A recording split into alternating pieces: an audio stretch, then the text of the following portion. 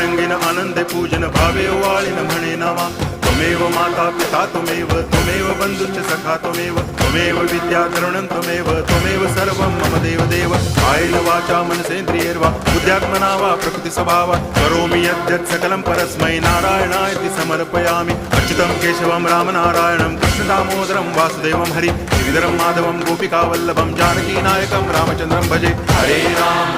Ram